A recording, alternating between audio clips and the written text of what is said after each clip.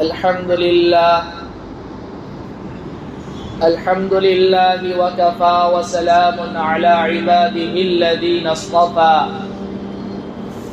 وعلى آله وأصحابه الذين هم نجوم الهدى وقادة التقى أما بعد أعوذ بالله من الشيطان الرجيم بسم الله الرحمن الرحيم ومن آياته أن خلق لكم من أنفسكم أزواجا لتسكنوا إليها وجعل بينكم مودة ورحمة إن في ذلك لآيات لقوم يتفكرون وقال النبي صلى الله عليه وسلم النكاح من سنتي وقال فمن رغب عن سنتي فليس مني أو كما قال عليه الصلاة والسلام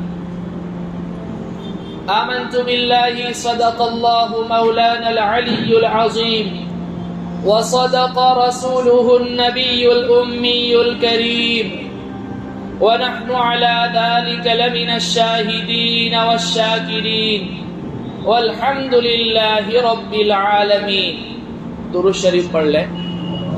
اللهم صل على محمد وعلى آل محمد كما صليت على إبراهيم وعلى آل إبراهيم إنك حميد مجيد.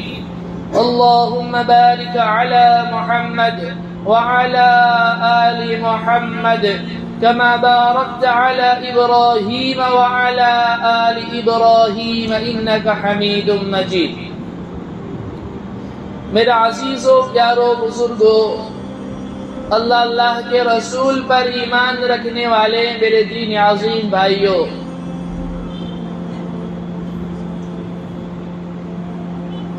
نکاح مرد اور عورت کے تعلق کی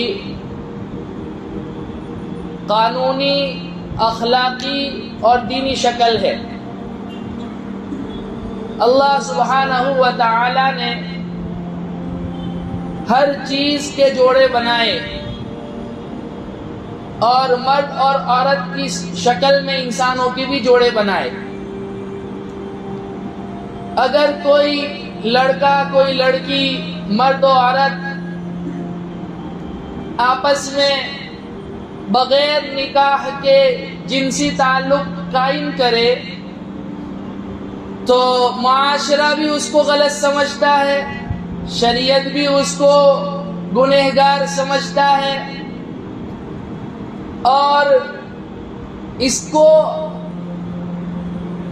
بدکاری اور آوارگی سے تعبیر کیا جاتا ہے. یہ بات اور ہے کہ اب ہمارے اندر سے حیا ختم ہو گیا اور لیونگ ریلیشن شپ کے نام پر گوروں کی طرح یہاں ہندوستان میں بھی لوگ آپس میں رہ رہے ہیں. تو وہ تو آپ کا ارشاد ہے اذا فاتک الحیا فافعل ما شئت، جب حیا فوت ہو جائے تو پھر جو چاہے کر. لیکن اسلام میں اس کی اجازت نہیں ہے. یہی وجہ ہے کہ اگر وہی مرد اور عورت نکاح کے ذریعے آپس میں ملیں تو انہیں نیکوکار بھی سمجھا جاتا ہے، انہیں مبارکبادیاں بھی دی جاتی ہے اور ان کے لیے دعائیں بھی کی جاتی ہے. ایسا کیوں؟ ایسا اس لیے کہ پہلا جو طریقہ ہے وہ اللہ کے قانون سے بغاوت ہے، اور دوسرا جو طریقہ ہے نکاح کے ذریعے یہ سنت طریقہ ہے.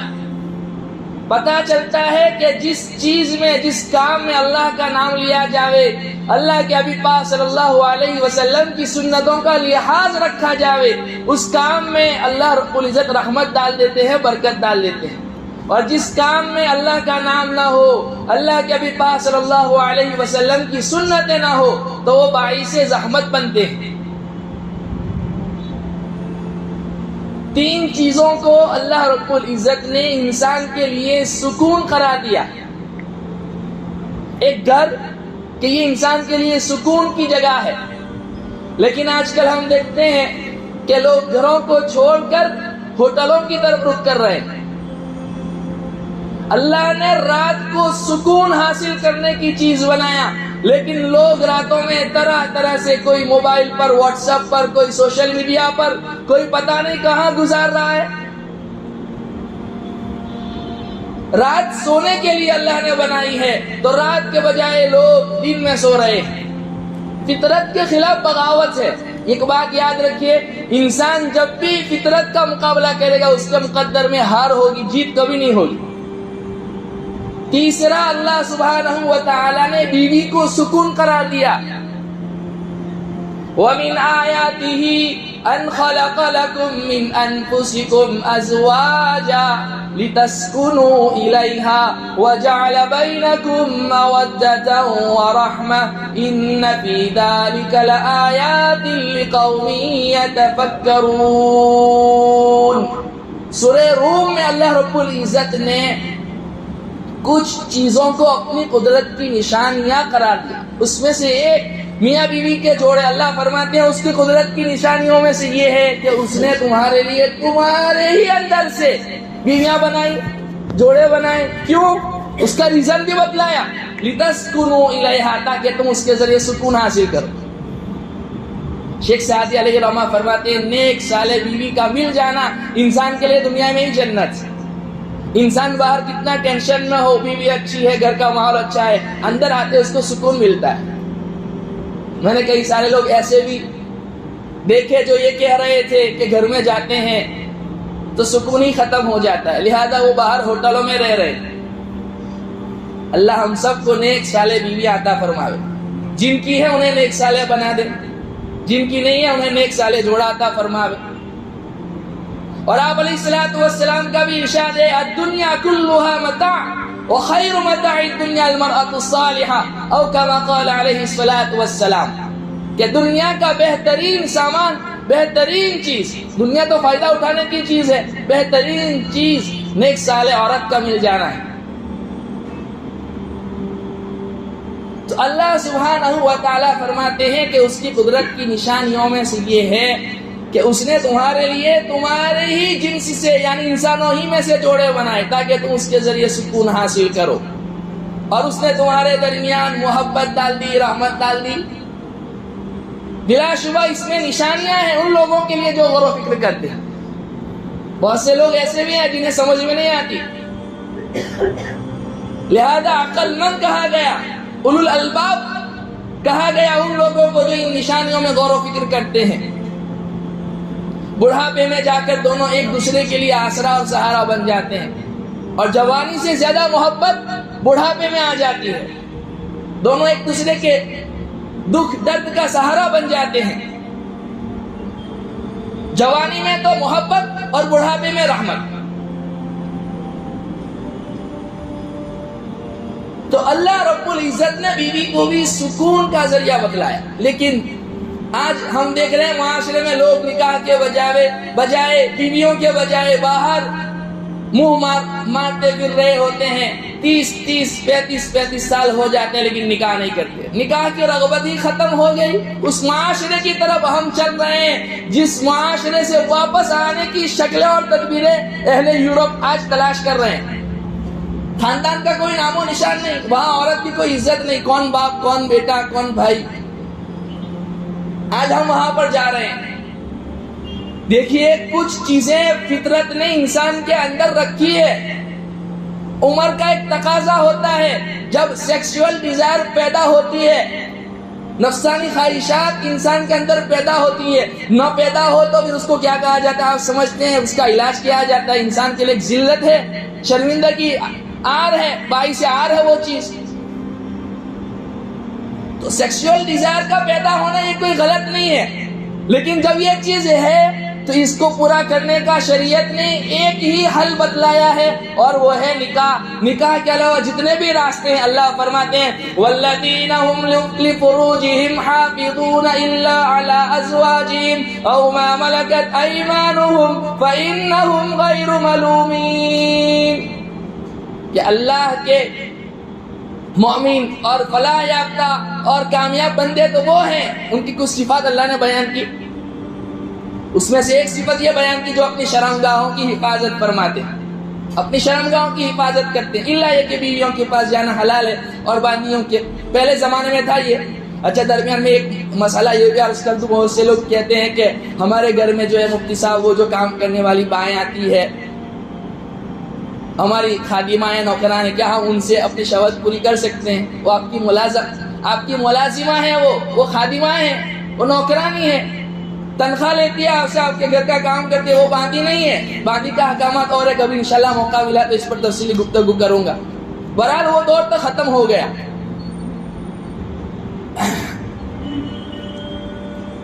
تو آگے اللہ فرماتے ہیں اس کے علاوہ جو بھی راہ اختیار کرے گا، فَمَنِ ابْتَغَىٰ وَرَاءَ ذَلِكَ فَأُولَٰئِكَ هُمُ الْعَادُونَ، وہ حد سے زیادہ گزرنے والے لوگ ہیں۔ چاہے وہ ہومو سیکسولیٹی ہو، مرد سے اپنی خواہشات پوری کرے، یا عورت سے اپنی خواہشات پوری کرے، چاہے مرد اپنے ہاتھ سے خواہشات پوری کرے، چاہے خواہشات پورا کرنے کے جتنے طریقے آج پروموٹ کیے جا رہے ہیں حیا کے خلاف، ان تمام راستوں کو اللہ فرماتے ہیں یہ حد سے گزرنے والے راستے۔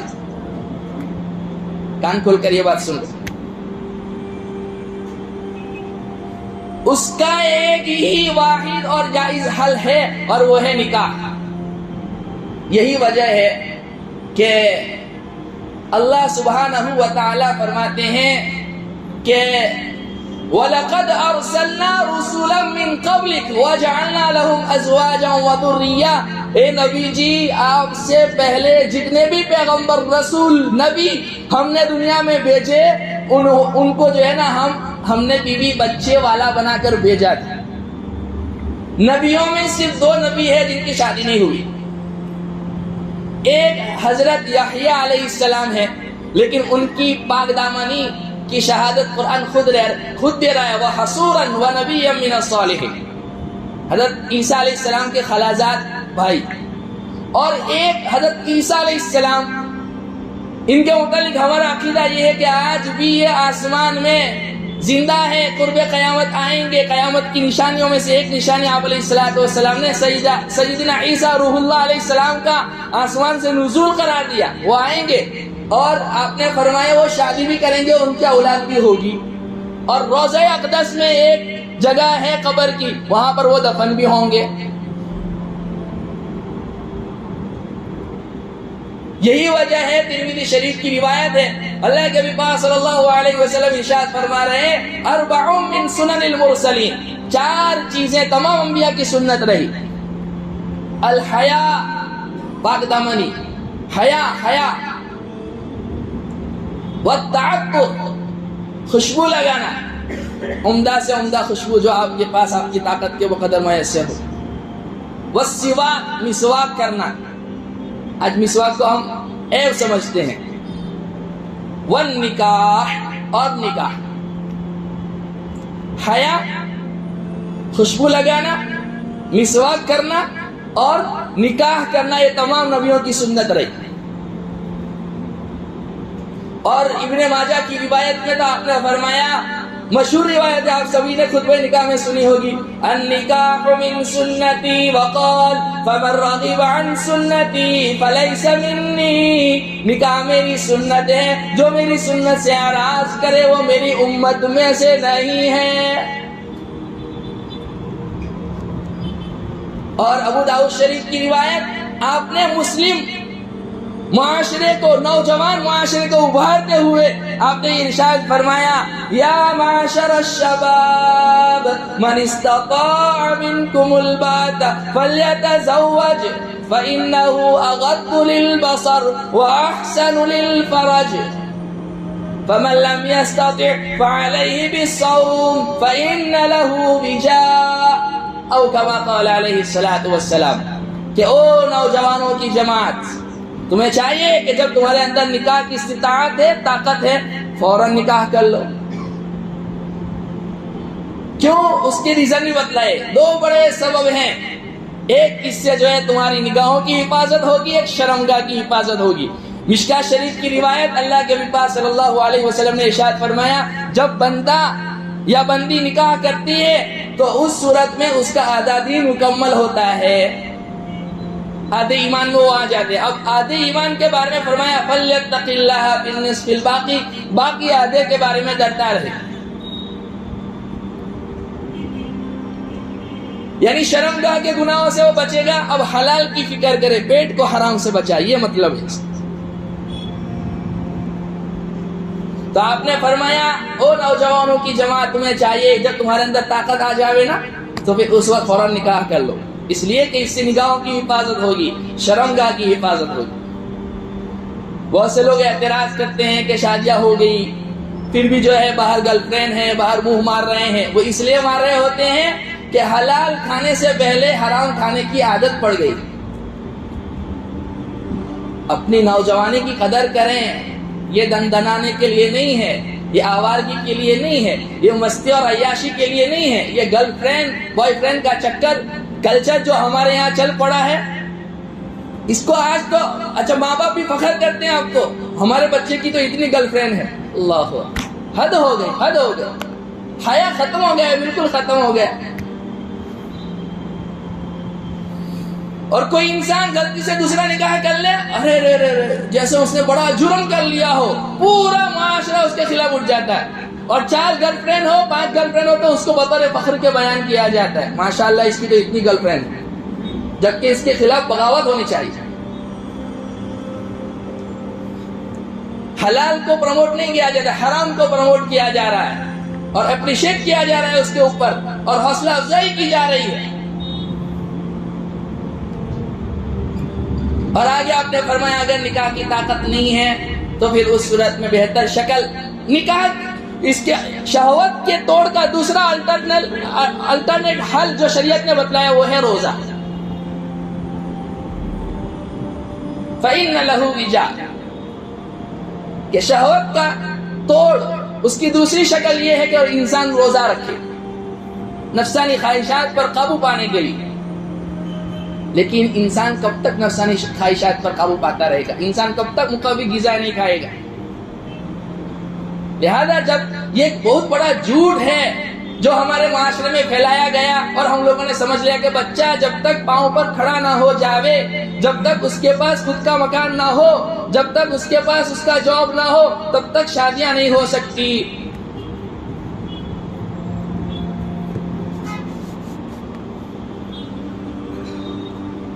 اور اللہ کے نبی پاک صلی اللہ علیہ، دیکھیے عفت اور پاک دامنی کو بچانے کے لیے ایک ہی حل ہے اور وہ ہے نکاح. اللہ کے نبی پاک صلی اللہ علیہ وسلم نے کتنی پاکیزہ تعلیمات دی. آپ نے لڑکی والوں کو بھی نصیحت کی، لڑکے والوں کو بھی نصیحت کی. لڑکے والوں کو یوں کہا کہ بچہ جب تمہارا بالغ ہو جاوے، دیکھیے والدین صرف اپنے حقوق مانگ رہے ہوتے ہیں بچوں کے پاس. میں نے پچھلے ہفتے بھی اس پر تقریر کی تھی کہ اپنے اولاد کو دیندار بنانے کی فکر کیجئے. وہاں پر یہ بات بتانا رہ گئی تھی کہ اولاد کے بھی کچھ حقوق ہیں ماں باپ کے ذمے. پہلا اچھا دیکھیے شریعت نے کہاں آپ کی نگاہ جا رہی ہے. آپ نے کیا فرمایا؟ سب سے پہلا حق بچے کے لیے یہ ہے کہ اس کے لیے اچھی ماں کا انتخاب کرے. ابھی تو بچہ آیا نہیں، اس سے پہلا حق اچھی ماں کا انتخاب کرے.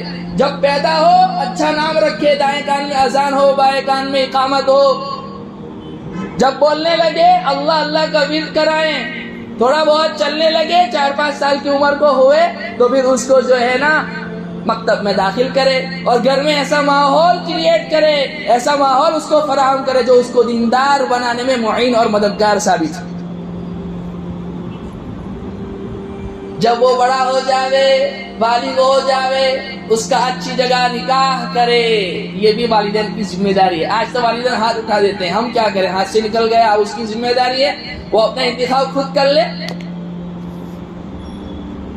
آپ نے فرمایا کہ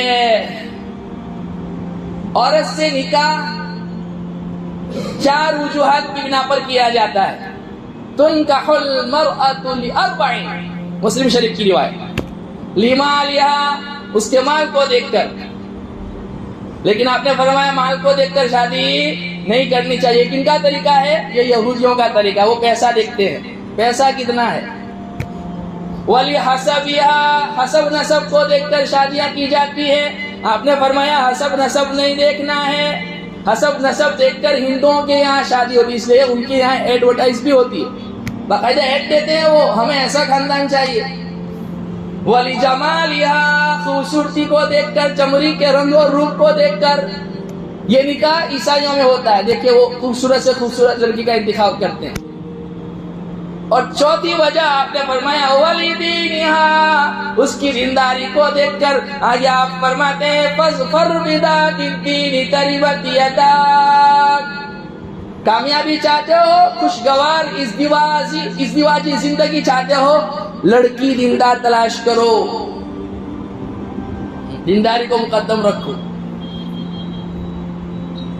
آج کفو کے نام پر مسلمانوں نے ذات اور برادری کو نکاح کے لیے قید خانہ بنا لیا ہے، یعنی گویا خاندان سے باہر نکاح کرنے کو ایک بہت بڑا سنگین جرم سمجھا جاتا ہے اور عزت اور ناموس کے خلاف سمجھا جاتا ہے، جبکہ کفو کا مطلب کیا ہے؟ مناسبت ہے، تاکہ تمہارے درمیان آپس میں ناہمواری پیدا نہ ہو، ورنہ بسا اوقات خاندان میں بھی مال کی کمی اور زیادتی کی بنا پر ناہمواریاں پیدا ہو جاتی ہے۔ اور یاد رکھیے، ایک مسلمان دوسرے مسلمان کے لیے کفو ہے، یہ آپ کا ارشاد ہے۔ دینداری کو دیکھو، اللہ کے نبی پاک صلی اللہ علیہ وسلم نے اپنی سگی پھوپھی، ان کی بیٹی حضرت زینب بنت جحش رضی اللہ عنہا کا پہلا نکاح کس سے کروایا؟ آپ کے آزاد کردہ غلام زید بن حارثہ رضی اللہ عنہ سے۔ جب آپ نے نکاح پڑھا ہے نا، پورا معاشرہ قریش کا کھڑا ہو گیا، قریش کے اعلیٰ خاندان کی لڑکی کو اپنے آزاد کردہ غلام زید بن حارثہ کے نکاح میں دے دیا، یہ ہمارے خاندان کا نام ڈوب گیا۔ آپ نے فرمایا یہ نہیں ہے اسلام میں، اسلام میں تو دینداری دیکھی جاتی ہے عملی طور پر۔ پھر جب نکاح نہیں ہو سکا تو ان کی دلجوئی کے لیے آپ علیہ السلام نے خود نکاح فرمایا۔ اس کے پیچھے بہت سے ریزن اور مقاصد تھے، وقت پر میں نے بیان کر دیے۔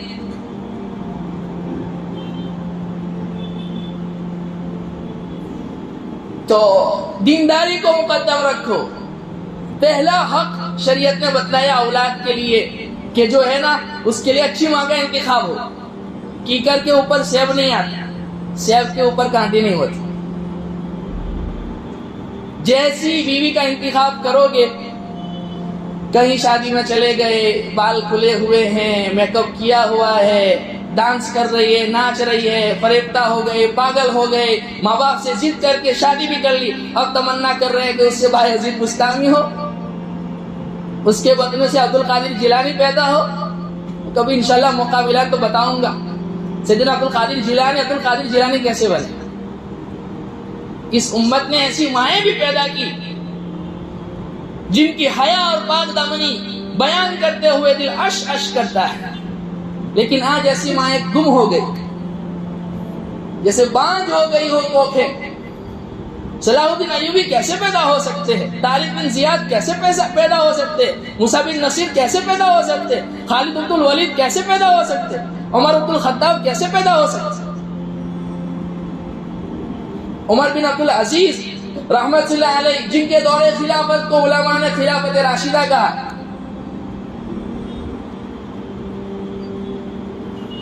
مشہور واقعہ ہے نا، ماں کہہ رہی ہے بیٹی سے، کیا کہہ رہی ہے؟ دودھ میں پانی ملا دے، اور بیٹی کہہ رہی ہے نہیں، امیر المؤمنین کا فرمان ہے کھڑے کے ساتھ کھوٹے کو ملایا نہیں جا سکتا۔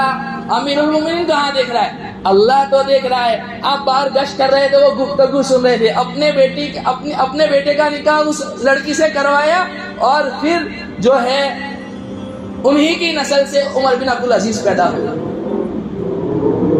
پھل درخت اچھا سلیکٹ کیا، پھل اچھا ملے گا۔ تو آپ نے فرمایا چند وجوہات کی بنا پر نکاح کیے جاتے ہیں، لیکن دینداری کو مقدم رکھو۔ امام حسن رضی اللہ عنہ کے پاس ایک صاحب آئے اور کہا کہ حضرت میری بیٹی کے لیے متعدد رشتے آ رہے ہیں، میں کنفیوز ہو گیا ہوں، کس سے نکاح کراؤں؟ آپ نے فرمایا اس سے نکاح کراؤ جو سب سے زیادہ متقی ہو، اس لیے کہ داماد تمہارا متقی ہوگا، اللہ سے ڈرے گا، تمہاری بچی کے حقوق ادا کرے گا، اپنی بیوی کے حقوق ادا کرے گا۔ اس کو عزت دے گا، اسے پیار دے گا، محبت دے گا، اسے اپنی گھر کی عزت سمجھے گا، اپنی حیا کی چادر سمجھے گا، اپنا لباس سمجھے گا. اور کبھی ناراض بھی ہو گیا تو حد سے زیادہ تجاوز نہیں کرے گا. آج تو ہمارا حال یہ ہے کہ گھروں میں جاتے ہیں تو ڈکٹیٹر بنتے ہیں. وہ بیوی اور بچے پناہ مانگ رہے ہوتے ہیں، کہاں یہ بلا واپس آ گئے. اللہ کے پاس قسم گھروں میں کیسے. یہ تو ایک ایسا تفصیل طلب عنوان ہے. انشاءاللہ رمضان کے بعد میں نے ارادہ کیا ہے کہ مستقل ایک سیریز چلائیں گے اس عنوان سے. میاں کے بیوی کے حقوق کیا ہے، بیوی کے میاں کے اوپر حقوق کیا ہے، سسرالی خاندان والوں کے حقوق کیا ہیں، ماں باپ کے کیا حقوق ہیں. یہ جو آج ماں باپ سے بغاوت کرتے ہوئے بچے لو میرج کر رہے ہیں، اس کے یہ سارے ایسے تفصیل طلب موضوع ہے کہ اس کو تسلسل کے ساتھ بیان کرنا چاہیے، تب جا کے بات دماغ میں گھسے گی.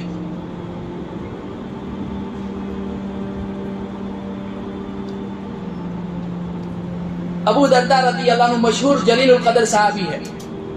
یہ شام میں تھے. اس وقت شام کے گورنر سیدنا امیر معاویہ رضی اللہ عنہ تھے. دھیان اور توجہ سے اس قصے کو سنیں. حضرت امیر معاویہ رضی اللہ عنہ نے اپنے بیٹے یزید کے لیے نکاح کا پیغام بھجوایا. کس کو؟ ابو درداء رضی اللہ عنہ کو، ان کی بیٹی کے لیے. انہوں نے انکار کر دیا، میں یزید کے لیے اپنی بیٹی نہیں دوں گا.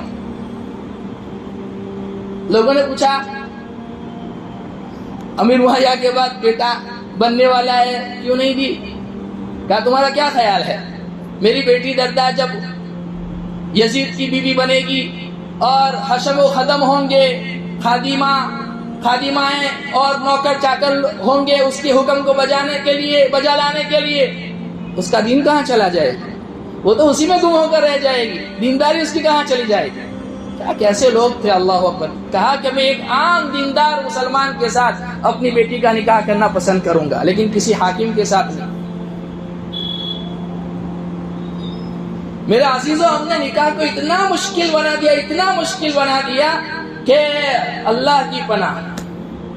آپ نے فرمایا استاد احمد کی روایت، ان اعظم النکاح برکۃ ایسرہ مؤونہ. بہترین نکاح، برکت والا نکاح، بطور برکت کے بہترین نکاح کون سا ہے؟ جس میں خرچہ کم ہو. مہر بہتر سے بہتر دے دو، کوئی نہیں، لیکن فضول خرچی نہ ہو. اچھا، اللہ کے نبی پاک صلی اللہ علیہ وسلم نے لڑکے والوں کو تو یوں کہا کہ لڑکی کی دینداری دیکھیں. لڑکی والوں کو یہ تعلیم دی. ترمذی شریف کی روایت، اذا جاءكم من ترضون دينه وخلقه فانكحوه الا تفعلوه تكن فتنة في الارض وفساد. کہ جب تمہارے پاس کسی ایسے لڑکے کا رشتہ آوے تمہاری بیٹی کے لیے جس کی دینداری پر، جس کے اچھے اخلاق پر تمہیں اطمینان ہو، اس کے باوجود تم اپنی بیٹی کا نکاح اس سے نہ کرو تو تم زمین میں فساد پھیلاؤ گے. اور آج تو ماشاءاللہ دیندار سے دیندار قسم کے لوگ بھی مالدار داماد تلاش کر رہے ہوتے ہیں. وہ مفتی طریق مسعود صاحب کہتے ہیں نا، مرد کی سب سے بڑی کمزوری اس کی خالی جیب ہے. جیب بھری ہوئی ہو تو کالا کلوٹا اس کے لیے بھی استخارہ میں ہاں ہی آتا ہے. ہم نے استخارہ کیا، ہاں ہے. اللہ اکبر، اللہ ہماری حفاظت فرمائے.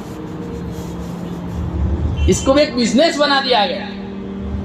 دو خاندان آپس میں مل رہے ہیں، کتنا نازک رشتہ ہے.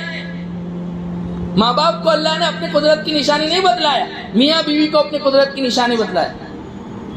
باوا آدم جنت میں پریشان حال رہتے تھے، جنت میں بغیر بیوی کے. جب حضرت حوا کو بنایا نا، اور بھی جب قریب ہوئے تب جا کے سکون اور قرار آیا.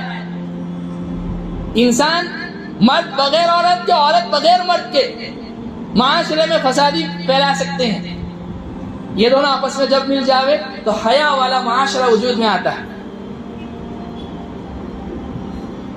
بہت سے لوگ، یہ میں ابھی پڑھ رہا تھا کہ 2021 میں 8 لاکھ مسلمان بچیاں، یہ آفیشیل ڈیٹا ہے، 8 لاکھ مسلمان بچیاں اسلام چھوڑ کر دوسرے مذہب اختیار کرنے پر مجبور ہو گئی. اور ایک نیوز چینل کے اوپر جو کسی مسلمان کا قائم کیا ہوا ہے، مسلم خواتین بڑی بڑی جو پڑھی لکھی ہیں باحیا وہ آئی اور انہوں نے ایک ریزن اس کا یہ بتلایا. لمبی چوڑی گفتگو ہے, میں بس جو میرے موضوع کے تعلق سے بات ہے وہ بتلانا چاہتا ہوں. انہوں نے ایک ریزن یہ بتلایا کہ بچیوں کو ایک تو گھروں میں عزت نہیں دی جاتی, دوسرا وہ جب دیکھتی ہیں کہ میرے والد اس قابل نہیں ہے, میرے بھائی اس قابل نہیں ہے کہ میرے جہیز کے پیسے ادا کر سکیں, لہذا جو ہے نا وہ مجبور ہو جاتی ہیں دوسرے لڑکوں کے ساتھ بات کر شادی کرنے کی. اور گجرات کے ہمارے ایک بڑے سی اے انہوں نے یہ بیان دیا کہ میرے پاس یہ ڈیٹا جمع ہے کہ پورے ہندوستان میں ہر سال 17,000 کروڑ روپے صرف اور صرف شادی کے اوپر خرچ کیے جاتے ہیں, اور انہوں نے اندازہ لگایا کہ ان 17,000 کروڑ روپیوں سے 12 لاکھ بچوں کی تعلیم کا انتظام ہو سکتا ہے. آج ہم کہاں جا رہے ہیں؟ ہماری نکاح کیسے ہو رہی ہے؟ مالدار تو مالدار ہے, غریب سے غریب آدمی بھی جو ہے قرضہ لے کر شادی کرنے کے چکر میں. ایک صاحب مجھ سے ملے, کہنے لگے کہ مفتی صاحب میں تو شادی کے وقت جو ہے نا سوئفٹ مانگوں گا. میں نے کہا تیری جیب میں پیٹرول ڈالنے کے پیسے نہیں ہیں اور سوئفٹ کے خواب دیکھ رہا ہے, اس سے اچھا تو مسجد کے باہر کٹورے لے کر بھیک مانگو نا. یہ مہذب قسم کے ڈاکو اور لٹیرے ہیں جو جہیز کے نام پر بڑی بڑی رقمیں اٹھاتے ہیں. اچھا کچھ لوگ تو کیا کہتے ہیں, ہمیں ویسے کچھ نہیں چاہیے, آپ اپنی مرضی سے اپنی بیٹی کو جو دینا چاہیں دے دیں, اور پھر زندگی بھر اس کو تانے دیے جاتے ہیں. اچھا اس میں ماں باپ کی بھی بڑی ذمہ داری ہے. دیکھیے میں پہلے بھی یہ بات عرض کر چکا ہوں, آپ جہیز کے نام پر اپنی بیٹی کو ایک تکیہ بھی نہ دیں, شریعت آپ کو پوچھے گی نہیں, لیکن اس کی میراث کا حق ایک ایک حبہ, ایک ایک دانے, ایک ایک روپیہ, ایک ایک پیسہ دینا پڑے گا. اور ٹھیک ہے شریعت نے یہ کہا ہے بطور انعام کے دینا چاہے تو دے سکتے ہیں, تو سب کے سامنے کیوں دے رہے ہو بھائی؟ دینے کے تو بہت سے طریقے ہیں, شادی سے پہلے ہی پہنچوا دو اور اس کے لیے نمود نہ ہوئی. آج تو باقاعدہ شادی میں وہ سامان رکھا جاتا ہے جو لڑکی والوں کی طرف سے لڑکے کو دیا جانا ہوتا ہے, اس کی ویڈیوگرافی بنتی ہے, اس کی لسٹ بنتی ہے. اللہ اکبر, کہاں جا رہا ہے ہمارا معاشرہ؟ نکاح تو کتنا آسان تھا. اچھا جہیز کے لیے دلیل بنائی جاتی ہے سیدنا فاطمہ رضی اللہ عنہا کے نکاح کو. ایک بات اچھی طریقے سے یاد رکھیے, حضرت علی اللہ کے نبی پاک صلی اللہ علیہ وسلم کی سرپرستی میں تھے, جانتے ہیں نا اس بات کو. جب حضرت فاطمہ سے نکاح متعین ہوا تو فرمایا علی دینے کے لیے کچھ ہے, مہر وغیرہ ہے؟ کہا یا رسول اللہ کچھ بھی نہیں, صرف میرے ایک زیرہ ہے. حضرت عثمان غنی رضی اللہ عنہ, میں قربان جاؤں, 400 یا 500 درہم میں سودا کیا اس کا.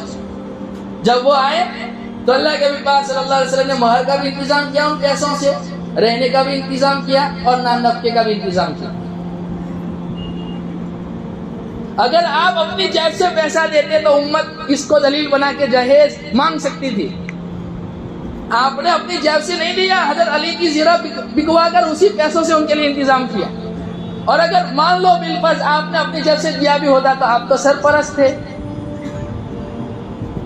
چچا زاد بھائی بھی تھے, تحویل میں رہے تھے, بچپن سے لے کر جوانی تک آپ کی ماتحتی میں رہے تھے. اس لیے ضرورت اس بات کی ہے کہ اس رسم کو ہم ختم کریں. ایک بہت بڑی بلا اور وبا یہ بھی چل پڑی ہے کہ دیکھیے شریعت نے لڑکی والوں کے لیے کچھ بھی انتظام کرنے کو نہیں کہا ہے. کھلائے گا کون؟ لڑکا. ولیمہ کون کرے گا؟ لڑکا. نکاح مہر کون دے گا؟ لڑکا. چھوارے بھی کون تقسیم کرے گا؟ لڑکا. لڑکی کو کچھ دینا نہیں ہے. اب تو لوگ مطالبہ کرتے ہیں کہ ہم 1400 لوگوں کو لے کر آئیں گے, 1500 لوگوں کو لے کر آئیں گے. اچھا 1400, چلو یہ تو متعین ہو گیا کہ 1400 لوگوں کو لے کر آئیں گے اور 1500 لوگوں کو لے کر آئیں گے, لیکن آج کتنے جاتے ہیں؟ 1600 لوگ. یہ جو 100 آدمی زیادہ آ گئے نا, میں اس پر بھی ایک روایت بتلا دوں. آپ نے فرمایا بغیر انویٹیشن کے, بغیر بلائے اگر آپ کسی دعوت میں چلے گئے, دخل سارقا وخرج غاصبا, چور بن کر داخل ہوئے اور غاصب بن کر, چھیننے والا بن کر نکلے.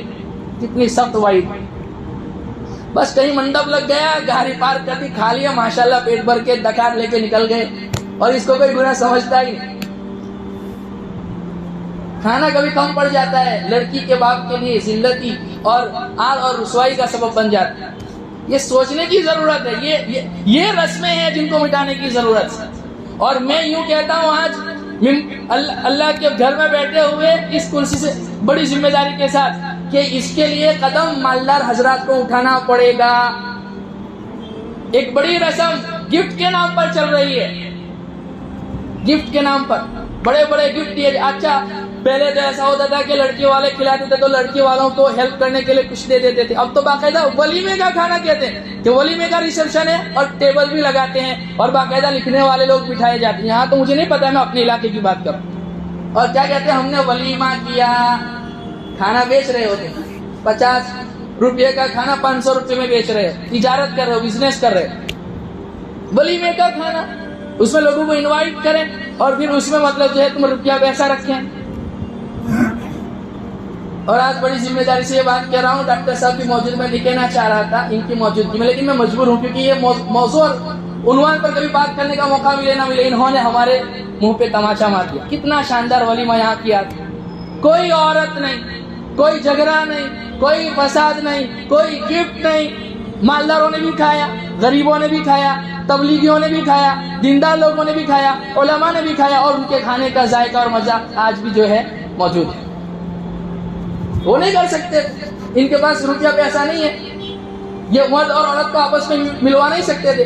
شرب و طعام، اچھا ولیمہ اتنا تو پتہ ہے ولیمہ سنت ہے، ابو داؤد شریف کی روایت بتلاؤ، آپ نے فرمایا شرب الطعام طعام الولیمہ، بدترین کھانا ولیمے کا کھانا ہے وہ ولیمہ جس میں غریبوں کو نہیں بلایا گیا، وہ ولیمہ جس میں علماء صلحاء کو نہیں بلایا گیا، وہ ولیمہ جس میں رشتہ داروں کو نہیں بلایا گیا، وہ ولیمہ جس میں مرد اور عورت کو تم نے آپس میں جوڑ کے جو ہے نا انہیں زنا کے اوپر اکسایا، بد نظری پر اکسایا، جس پر میوزک ہو، جس پر گانے ہو اور طبلے بج رہے ہوں اور گانے بج رہے ہوں، یہ بدترین ولیمہ ہے۔ اور ویسے لوگ کیا کہتے ہیں، ہم جو ہے ہم نے سنت ولیمہ کیا، ٹھیک ہے سنت ولیمہ کیجیے، آپ 1 لاکھ لوگوں کو کھلائیں، لیکن اس طرح کھلائیں کہ مرد اور عورت کے درمیان پردہ ہو، جس میں غریب بھی ہو، رشتہ دار بھی ہو، مالدار بھی ہو، دوست احباب بھی ہو، سب ہو۔ 17,000 کروڑ روپئے یہ مسلم امہ جو ہے شادی کے نام پر خرچ کر دیتی ہے۔ ان لوگوں کے یہاں دیکھو، ان کی جو تنظیمیں، انہوں نے باقاعدہ جو ہے نا یہ اصول بنائے ہیں کہ آپ اتنے ہی روپے میں شادی کر سکتے، اس سے زیادہ نہیں، چاہے تم کتنے بھی بڑے امبانی ہو۔ اور ہمارے لوگ شادیوں کے لیے بڑے بڑے قرضے اٹھا رہے ہوتے ہیں۔ جہیز کی اس لعنت کی وجہ سے امت کی کتنی پاکیزہ بیٹیاں گھروں میں بیٹھی ہوئی، اس کا گناہ کس کو جائے گا؟ کیا ہم اس کی ذمہ دار نہیں ہیں؟ کیا ہماری ذمہ داری نہیں بنتی کہ ہم اپنے معاشرے کی اصلاح کی فکر کریں اور اپنے بچوں کے لیے ایسی بیٹیوں کا انتخاب کریں جو دیندار ہو، نیک صالح ہو، متقی ہو، پرہیزگار ہو؟ اللہ کے حبیب پاک صلی اللہ علیہ وسلم کا یہ ارشاد کہ دینداری کو مقدم رکھ، یہ اس وقت سمجھ میں آتا ہے جب ایک ہمارا بچہ، نوجوان حسین لڑکی کے اوپر فریفتہ ہو جاتا ہے، اس کے حسن کے پیچھے، اس کے مال کے پیچھے، اس کے اقتدار کے پیچھے، اور اسے بیوی بنانے کے چکر میں ماں باپ سے بغاوت کر جاتا ہے۔ جب بیوی بنا کر گھر میں آتا ہے، پھر وہ جب جھگڑے شروع ہوتے ہیں نا، تب اسے سمجھ میں آتا ہے کہ یہ تو باعث زحمت ہے، باعث رحمت نہیں ہے۔ اب مقدمے چل رہے ہیں، چند مہینوں میں طلاق، اور پھر بعد میں روپیوں پیسوں کا لین دین آپس۔ اللہ ہماری حفاظت کرے۔ کیا ہی اچھا ہوتا کہ تم نے نیک صالح متقی پرہیزگار گھرانے کی لڑکی کو اٹھایا ہوتا، غریب لڑکی کو اٹھایا ہوتا، وہ تمہارے پاس موجود نعمتوں کی قدر کرتی۔ ہم کو تو ہماری برابری کے چاہیے، اور پھر خواب دیکھ رہے ہیں بھائی ایسے گستامی آ جائے۔ بہرحال یہ میاں بیوی کا رشتہ ایسا ہے۔ دیکھیے ہم لوگ آج نکاح سے بھاگ رہے ہیں، کیوں بھاگ رہے ہیں؟ جیسے اہل یورپ بھاگ رہے ہیں کہ ذمہ داری نہ لینی پڑے، گردن میں پٹا آ جائے گا، بیوی آئی اور باہر جو کچھ کرنا ہے کر لو، پیسے دے دو، ختم ہو گیا معاملہ، رفع دفع۔ شریعت اس کو پسند نہیں کرتا ہے۔ تمہاری ذمہ داری ہے اس کے رہنے کا انتظام، اس کے کھانے کا انتظام، اس کے کپڑے کا انتظام، ساری ذمہ داری تمہارے اوپر۔ مرد کو چیلنج، مرد کو مرد کیوں کہا؟ مرد کو مرد کیوں کہا؟ اور تم جہیز کے نام پر پیسے بڑی بڑی رقمیں مانگ رہے ہو۔ اب تو ایسا سننے میں آیا کہ لوگ چیک مانگ رہے ہیں، کہ ویسے تو کچھ نہیں چاہیے، لیکن جو ہے نا آپ جو ہے 10-15 لاکھ جو بھی اپنی حیثیت کو کو دے دے، کوئی نہیں، ہم کو نہ دے، اپنی بچی کو دے دے۔ ارے اس کو اپنی بچی کو جو کچھ دینا ہوگا دے دے گا بھائی، تو کیوں مانگ رہا ہے؟ تجھے مانگنے کی کیا ضرورت ہے؟ اور اللہ کی قسم میں نے ایسے نکاح دیکھے ہیں جو بغیر رسم و رواج کے، ان کی زندگیوں میں اللہ نے اتنی برکت دی، ان کے اولاد کو بھی نیک صالح بنایا، اور ان کو مال و دولت کی ریل پیل ان کے یہاں ہو گئی۔ اور وہ اس کی واحد وجہ یہ بتلاتے ہیں کہ ہم نے نکاح میں سنت طریقے کو ملحوظ رکھا، سنت طریقے کو ملحوظ رکھا۔ لیکن نقار خانے میں طوطی کی آواز کو کون سنتا ہے؟ ہمیں تو فخر جتانا ہے نا، ہم نے اتنے لاکھ روپے کی شادی کی، ہم نے تو اتنا شاندار منڈپ بنایا، ہم نے اتنا شاندار ہال خریدا، ہم نے اتنے لوگوں کو انوائٹ کیا، ہماری شادی میں تو ججز بھی آئے، ایڈوکیٹ بھی آئے، اور سی ایم بھی آیا، اور ایم ایل اے بھی آیا، اور پی ایم بھی آیا۔ 2 مہینے کے بعد طلاق، کیا ہوا؟ 40 لاکھ روپے پانی میں چلے گئے، کوئی حاصل نہیں، کوئی حاصل نہیں۔ یہ 40 لاکھ روپے امت کی بیواؤں کے اوپر خرچ ہوتے، کاش امت کی یتیم بچوں کے اوپر خرچ ہوتے۔ مسلمان ایسے بچے جو لکھنا پڑھنا چاہتے ہیں لیکن اسباب وسائل نہ ہونے کی وجہ سے نہیں پڑھ پا رہے ہیں، ایسے بچوں کو ایجوکیٹڈ بناتے، تمہارے لیے کتنا بڑا کام ہو جائے۔ میرا عزیزو، اس لیے ہمیں ضرورت اس بات کی ہے کہ ہم اپنے نکاح کو بالکل سادہ کریں، سنت کے مطابق کریں، سنت کے مطابق اللہ کا نام لیتے ہوئے کریں گے، اللہ اس میں برکتیں ڈالے گا، اللہ اس میں برکتیں ڈالے گا۔ دیکھیے، نکاح کے موقع پر تقوی والی 3 آیتیں پڑھی جاتی ہے، بات کے بعد کو ختم کر دوں۔ اس کا خلاصہ اور نچوڑ کیا ہے کہ میاں بیوی کے اندر آپس میں تقوی ہو۔ جب تک تقوی نہیں ہوگا نا، تب تک دونوں ایک دوسرے کے حقوق ادا نہیں کریں گے، ان کی زندگی خوشگوار نہیں ہوگی۔ انسان نماز کے بارے میں تو متقی ہوتا ہے، اولاد کی تربیت کے بارے میں تو متقی ہوتا ہے، لیکن اپنی بیوی کے بارے میں متقی نہیں ہوتا ہے۔ گھر میں جاتے ہی ڈکٹیٹر بن جاتا ہے، بڑے سے بڑے شیخ الحدیث بھی، بڑے سے بڑے مبلغ بھی، بڑے سے بڑے بزرگ بھی، یہ لاؤ وہ لاؤ، ایسا کرو ویسا کرو، یہ چاہیے وہ چاہیے، تمہیں پتہ نہیں ہم یہاں سے آ رہے ہیں۔ اور بیوی کو چاہیے کہ وہ شوہر کے بارے میں تقوی اختیار کرے اللہ سے، کہ شوہر کو اپنے گھر کی عزت سمجھے، اپنا سب کچھ سمجھے، میرا جینا میرا مرنا انہی کے ساتھ ہے، چاہے خوشی ہو چاہے غمی ہو، جیسے بھی حالات آ جائیں۔ یہ کب پیدا ہوگا؟ جب دونوں کے اندر تقوی ہوگا۔ جب تک تقوی نہیں ہوگا تب تک کچھ بھی نہیں بنے گا۔ تقوی کا ہم نے ایک سادہ مفہوم سمجھ لیا، حالانکہ تقوی ہر فیلڈ کے حساب سے اس کا مطلب مطابق الگ الگ ہو سکتا ہے۔ نماز کا تقوی یہ ہے کہ اس کو خشوع خضوع کے ساتھ پڑھا جائے، ایسے ہی میاں بیوی کے رشتے کا آپس کا تقوی یہ ہے کہ دونوں ایک دوسرے کے حقوق کو جان کر پہچان کر ادا کریں۔ شوہر اپنی بیوی کو عزت دے۔ آج ہم اپنی بیوی کو عزت نہ دینے کی وجہ سے ہمارے بچے دیکھ رہے، بچیاں دیکھ رہی، میری ماں کو عزت نہیں دی جا رہی، لہذا وہ بھاگ رہی گھر سے۔ اپنی بچی کو عزت دیں، اسے یہ باور کرائیں کہ تم ہی اس کے لیے سب کچھ ہو۔ وہ کیسے آپ کو چھوڑ کر بھاگ سکتی ہے؟ جن ہاتھوں سے تم نے 22 سال 23 سال اس کو پالا، وہ بھاگنے پر مجبور کیوں ہو رہی ہے؟ جہاں ان کا قصور ہے وہاں کیا ہمارا قصور نہیں ہے؟ ہم نے ان کے جو حقوق ادا کرنے چاہیے تھے کیا ادا کیے؟ اللہ رب العزت ہم تمام کو جو ہے سنت کے مطابق نکاح کرنے کی توفیق عطا فرماوے، کئی سنی جانے والی باتوں پر عمل کرنے کی توفیق عطا فرماوے۔ وآخر دعوانا الحمدللہ۔